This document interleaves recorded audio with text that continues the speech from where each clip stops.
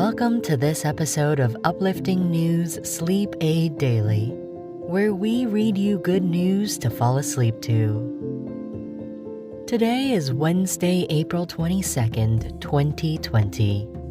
Our uplifting stories include rare giant turtles are returning to deserted beaches to nest. Shelters across the U.S. are emptying as animals find adoptive and foster homes. And little free libraries are being turned into sharing boxes. Now, breathe in. Breathe out. And relax as we dive into these stories.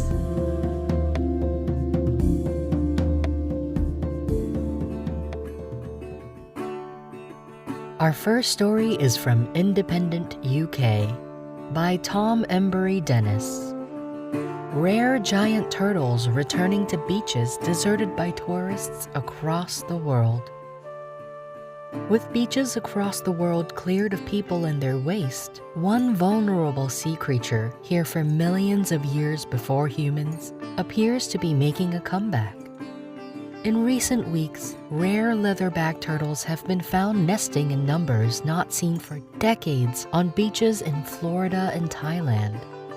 Experts say the resurgence of the vulnerable leatherback is likely closely linked to the desertion of beaches across the world due to the coronavirus pandemic. In Juno Beach, Florida, staff from the Loggerhead Marine Life Center have discovered 76 nests in almost a 10-mile stretch of sand in the first 2 weeks of the season, a significant increase on last year. In Thailand, the largest number of leatherback nests in 2 decades has been found on beaches bereft of tourists, according to environmentalists. This is a very good sign for us because many areas for spawning have been destroyed by humans. Kongkiat Kitty Watanawong, the director of Phuket Marine Biological Center, said of the 11 nests they found, no such nests have been seen for the previous 5 years. If we compare to the year before, we didn't have this many spawn because turtles have a high risk of getting killed by fishing gear and humans disturbing the beach, Mr. Kitty Watanawong added. Staff at the Loggerhead Center in Juno Beach said leatherback numbers would be coming in strong this year.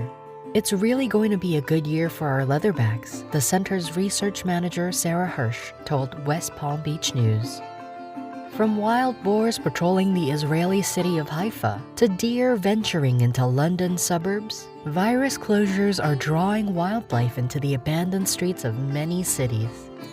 In Thailand, with 2,765 infections and 47 deaths, travel curbs ranging from a ban on international flights to an appeal to citizens to stay home have brought a collapse in tourist numbers but freed up the beaches for wildlife. Leatherbacks are the world's largest sea turtles. They are considered endangered in Thailand and listed as a vulnerable species globally by the International Union for Conservation of Nature. They lay their eggs in dark and quiet areas, scarce when tourists thronged the beaches. People have also been known to dig into their nests and steal eggs. Late in March, staff at a national park in the southern province of Phang Nga, bordering the Andaman Sea, found 84 hatchlings after monitoring eggs for 2 months.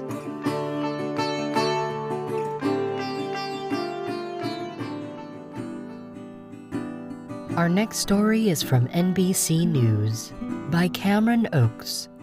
Read by special guest Jordan Bell. The call has been answered. Animal shelters across the U.S. are emptying amid coronavirus pandemic.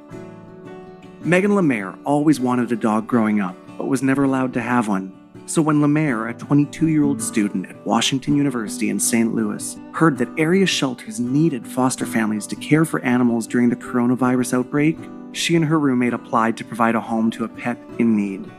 They drove to the shelter where they were paired with the second dog they met, Voorhees, a pit bull mix. We just really love her, Lemaire said. As coronavirus spreads across the U.S., Americans in some of the country's hardest hit regions have stepped up to foster and adopt animals, keeping them out of shelters. NBC News contacted shelters and animal advocacy organizations with facilities in California, Michigan, New Jersey, Connecticut, New York, Texas, Washington, Florida, Georgia, Illinois, and North Carolina. Every single organization said it was overwhelmed by the outpouring of community support that got animals out of shelters and into loving foster and adoptive homes.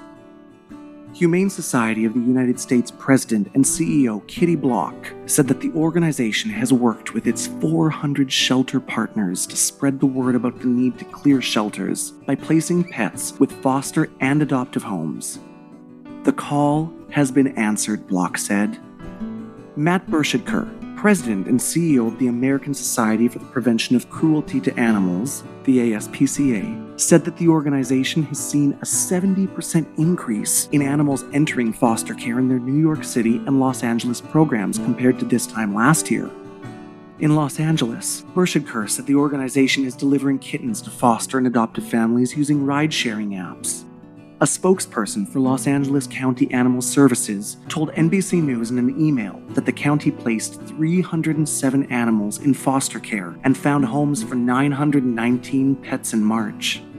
Victoria Gringray, a spokesperson for the Humane Society of Tacoma and Pierce County in hard-hit Washington state, told NBC News that the shelter has placed 475 animals in adoptive homes since March 1st. The shelter had only 25 animals available for adoption as of Wednesday, which Gringay said is pretty low for this time of year.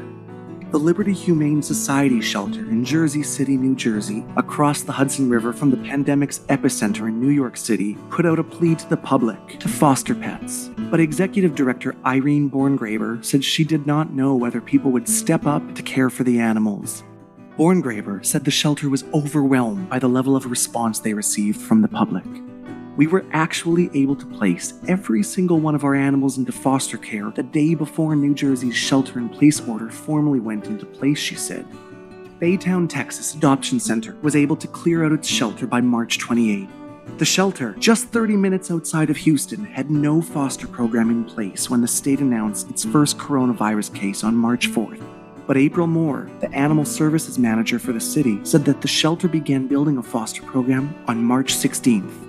Just 8 days later, the shelter placed its first dog in a foster home. The shelter had just one dog left in its care when NBC News spoke to Moore on Wednesday. In Georgia, shelters have also found success placing animals in adoptive and foster homes. We've seen an incredible outpouring of support, Atlanta Humane Society spokesperson Christina Hill said. It's been really heartwarming to see that. Shelters are also in need of more financial and material donations to help provide essential care for their animals. The majority of shelters have programs to get pet food to families in need. Other shelters, like the Humane Society of Greater Miami, do not have a pet food bank but provide the food and supplies foster families need to care for their pets. James Bias, Executive Director of the Connecticut Humane Society, said that it is important to find out what a local shelter needs before trying to donate. Reach out. Check their website. Check their social media, Bias said. Don't assume that they're going to need certain things and just show up with those items. Back in St. Louis, Lemaire has now had Voorhees at home for 3 weeks. In addition to the comfort of daily dog snuggles, Lemaire said having a dog has provided a lot of structure to a schedule that would have otherwise revolved around remote classes. Lemaire said she does not plan to adopt Voorhees because of the uncertainty of postgraduate life and has worked with the organization she fosters for, the Center for Animal Rescue and Enrichment STL, to place the dog in a permanent home. Lemaire said that the experience has been a dream come true.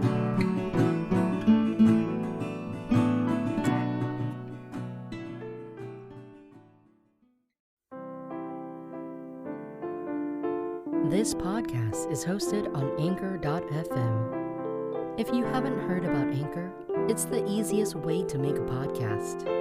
It's free. There's creation tools to allow you to record and edit your podcast right from your phone or computer. Anchor will distribute the podcast for you so it can be heard on Spotify, Apple Podcast, and many more. It's everything you need to make a podcast in one place.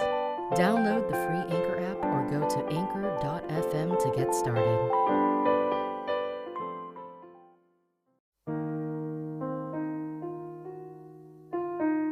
Our last story is from the Milwaukee Journal-Sentinel by Meg Jones. Kindness can't be quarantined. Little free libraries provide food, toilet paper during pandemic. Little free libraries, the cute book exchange boxes on thousands of front yards and street corners, are being turned into sharing boxes filled with toilet paper, food, and comfort items during the coronavirus pandemic. Folks at the Free Book Exchange movement, which started in Wisconsin, have gotten so many messages about the repurposing of little free libraries, they devised a new map with carrying box locations throughout the US as well as a few foreign countries. Even in a time of social distancing, kindness cannot be quarantined. Generosity and caring for each other are for the common good. That's really at the heart of the Little Free Library Network, said Margaret Aldrich, head of media and programming for Little Free Library. On the map, each sharing box location pin includes the address, city, and state, and often a note about what is being offered. Little free libraries are in every state and 108 countries. Because there are so many in pretty much every part of the world, it was simple to repurpose them during the pandemic. There was already this infrastructure of people who were already sharing and looking out for each other in their communities, Aldrich said. So it was very easy to transform them into boxes sharing more than books. Heather Nelson's box in Milwaukee is on the map. She installed it about 5 years ago in front of her house built in 1862. Painted bright blue with the same color chairs in front for anyone who wants to sit a spell and read. About a year ago, she began sharing plants along with her books in her library, including hostas, lilies, and phlox. When everything happened with COVID, it was a natural progression to put other things out as well, Nelson said. Initially, she put rolls of toilet paper and paper towels in her library. But when they became more readily available, she shifted to food, including macaroni and cheese, granola bars, lentils, juice boxes, and pasta. Someone placed 10 handmade pot holders in the box. On a recent day, only 1 pot holder was left. Nelson continues to keep books in her library. A few mysteries and a John Grisham paperback were inside recently because public and school libraries have closed. Tracy Replay's library is also in Milwaukee. She took out the books from the little free library her husband built several years ago to stock it with toilet paper, Kleenex, cleaning supplies, unopened thermometers, toothpaste, bars of soap, decks of playing cards, kids' games, bags of pasta, and jars of spaghetti sauce. When people were saying, think of ways to help each other, I decided I would put a lot of extra things in there. I had bought them over the last 6 months because I had coupons, before I even knew the pandemic was happening, said Replay. The Little Free Library nonprofit started in Hudson when Todd Ball built the first one out of scrap lumber in the shape of a one-room schoolhouse. He filled it with books and placed it at the end of his driveway. It was an ingenious idea. Encourage people to create boxes in a variety of shapes and decorations, load them with books, and attach a small sign that says, take a book, leave a book. Then sit back and watch neighbors and strangers exchange books. Not all boxes are registered with the Little Free Library organization. Ball, who died of cancer in 2018, wanted Little Free Libraries to number 1 more than those built by philanthropist Andrew Carnegie, 2,510. But that number was surpassed within months of the founding of the nonprofit in 2012.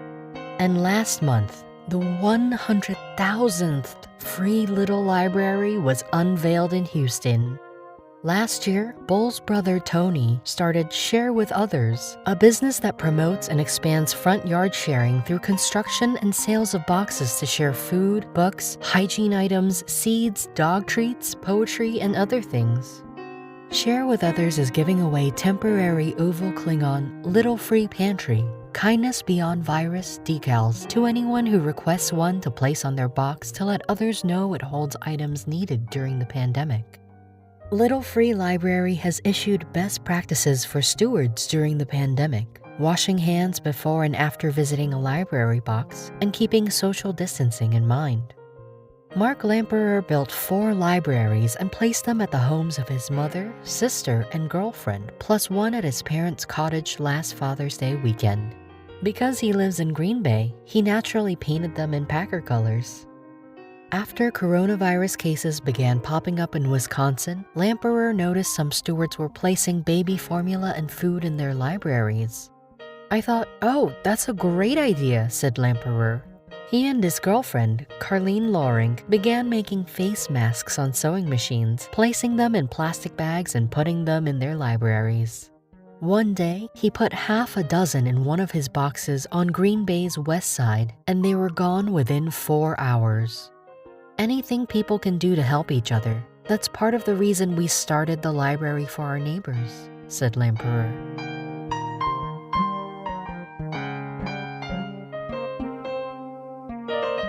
That's it for tonight. Thank you for joining us at Uplifting News Sleep Aid Daily. Visit UNSAD Podcast for more information and links. That's UNSADpodcast.com. Stay safe and stay inside.